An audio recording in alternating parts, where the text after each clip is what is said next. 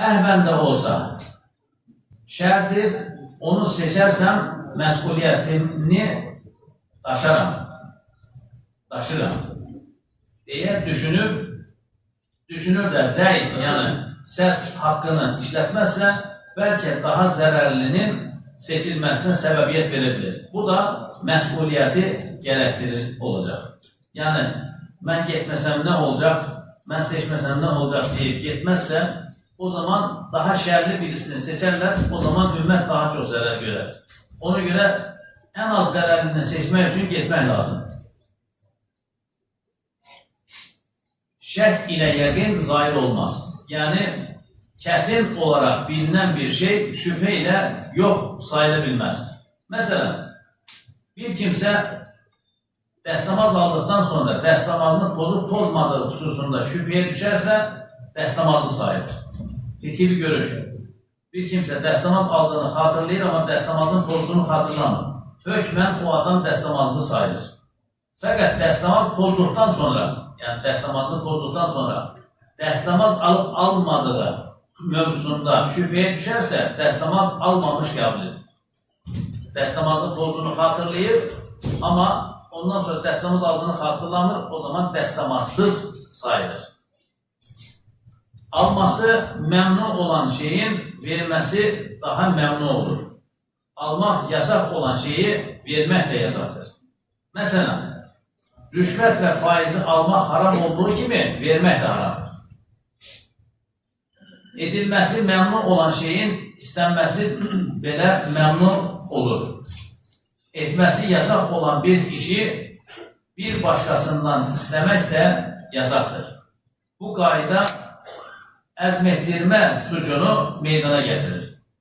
Bu prinsipin mənəvi bir yansıması da budur. Ticarətinin tətbiqatındakı qeyri-məşru feilləri islah etməyib, onu təzgahlara etdirmək kişini məsuliyyətdən qurtarmaz. Hətta ikinci bir günaha düşürür. Məhdud misallar verdiyimiz bu qaydalar göstərməkdədir ki, İslam dünya görüşü həyatın hər mərhələsində ən dəqiq, ən sağlam və ən gözəl hökmləri ehtiva etməkdədir. Bugün dünya çapında ən çox müsəlman nüfuzu olan ölkə İndoneziyadır. İndoneziyanın İslamla şərəflənməsinin səbəblərindən birisi, yəni şərəflənməsinin səbəbi, birisi deməyək, şərəflənməsinin səbəbi dürüst bir tacirin ticarət əxlaqına, İslam əxlaqına əməl etməsinin sayəsində olmuşdur.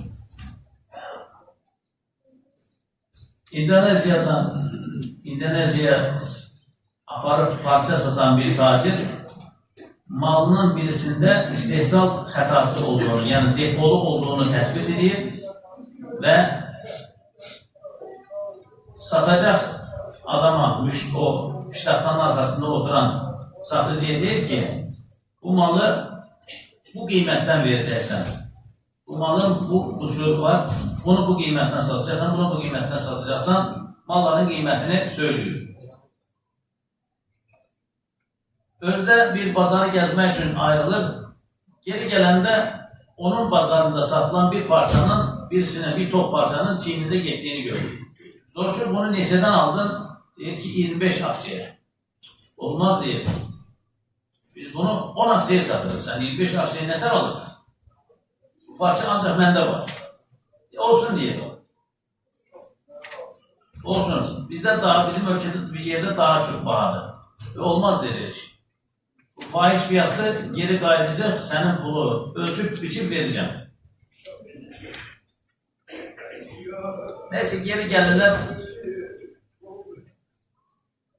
Piştaxtanın arxasındakı işçisini öncə azarlayır ki, mən sənə demişdim, bunu bu qiymətdən, bunu bu qiymətdən satır. Niyə sən baha qiymətə satıb, insanlar zərərə uğradırsan filan?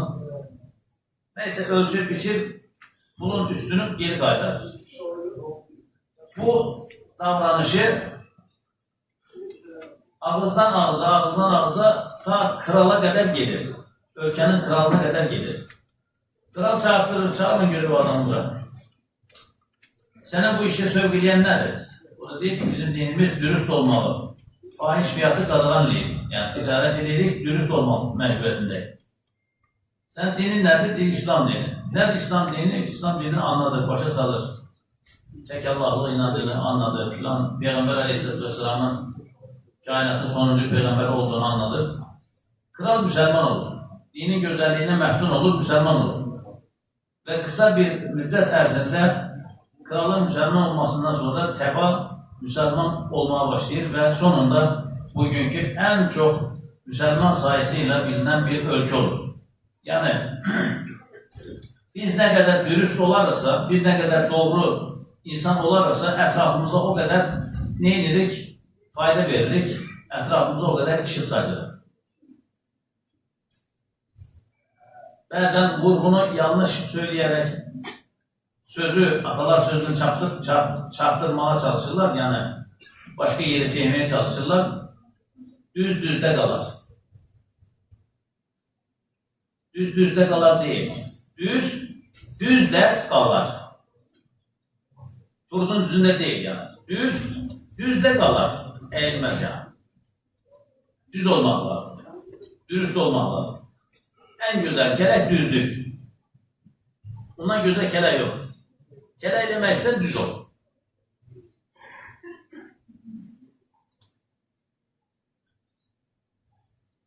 Hər hüququ İslamda. Bu əsərin hazırlandığı 2023-cü ilin son aylarında zalimlər tərəfindən Qazzədə minlərcə bəbə qətl edildi. Uşaq qətl edildi. Yaşlılar, qadınlar qətl edildi. Xəstəxanalar yerlə bir edildi. Can qurtaran araçları, yəni təcili yardımlar vuruldu. Yardım gətirən tırlar belə vuruldu. Heç bir hüquqa riayət edilmədən sərgilənən bu vəhşəti hüzünlə seyr edilir. Bugün daha çox yəni. Tarix bunu yazır bir qara. Dünya hələ də susur. Hərb hüququ cahiliyə dünyasında heç olmadı. 16-cı əsrə qədər Qərb dünyasında da hərb hüququna təsadüf edilməmişdir. Halbuki bizim mədəniyyətimizdə hərb hüququ sallallahu aleyhi ve sellem Efendimizlə bərabər başladı.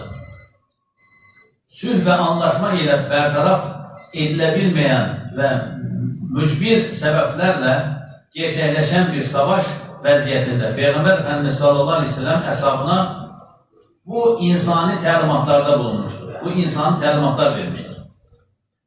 Allahın ismi ilə Allahın yolunda qəza edin.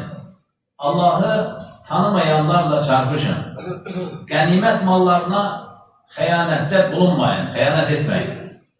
Zülm etməyin.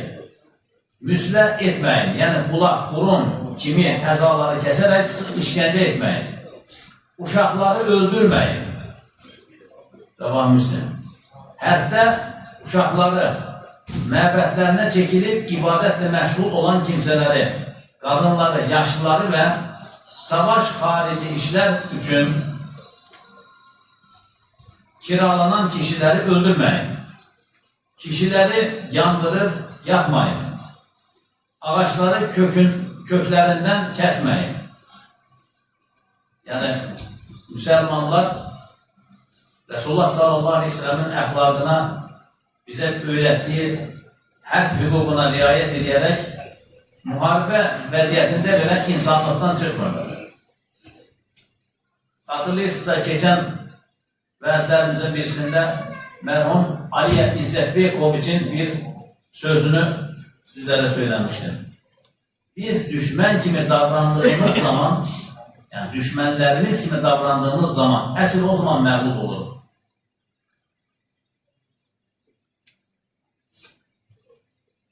Yəni, erməni bilirik ki, düşmənimiz.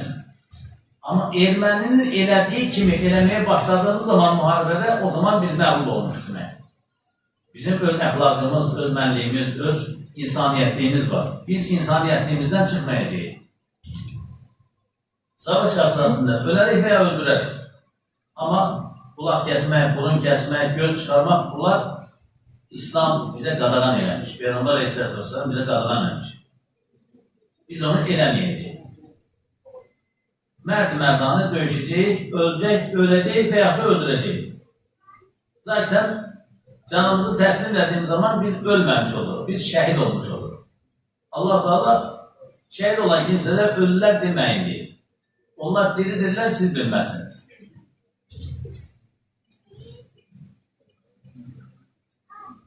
Bugün bilirsiniz, silahlı qüvvələrin yaranması günü Allah Teala ordumuzu müzəffər eyləsin. Rəbbim suda, quruda, havada hər daim ordumuzu müzəffər eyləsin. Düşmənlərimizi qərib-pərişan eyləsin. İstər ön cəbhəd olsun, istər arxa cəbhəd olsun, xalqımızın, millətimizin, məmləkətimizin bütövlüyü və əmin-amanlığı üçün xidmət edən əskər və zabitləri və digər insanları öz hıf zamanında saxlasın. İşi olmayanlara iş, eşi olmayanlara eş, evladı olmayanlara Allah Teala salih və salihə evladlar ihsan eyləsin. Evladı olanların da Allah Teala sayını artırsın və salihlərdən eyləsin. Dualarımızın qəbul üçün bir elanda xatırınıza çatdırım. Namazdan öncə iki qardaşımız yaxınlaşdı. Biri mesaj vasitəsindən, digəri canlı olaraq. Bir qardaşımızın atası əməliyyat olmuş. Vəziyyəti yaxşı deyil, sizlərdən dua istədi. Allah Teala şifalar ihsan eyləsin. Digər qardaşımın da bacısı əməliyyat olmuş. Onun da vəziyyəti müayinə cavabları yaxşı çıxması üçün sizlərdən xahişlərdə dua eləsinlər dedi. Allah Teala şifalar ihsan eləsin. Onların timsalında Allah Teala ümmət Məhəmmədin bütün xəstələrdən şifalar ihsan eləsin. Dualarımızın qəbulü üçün Allah rızası üçün Əl-Fatiha.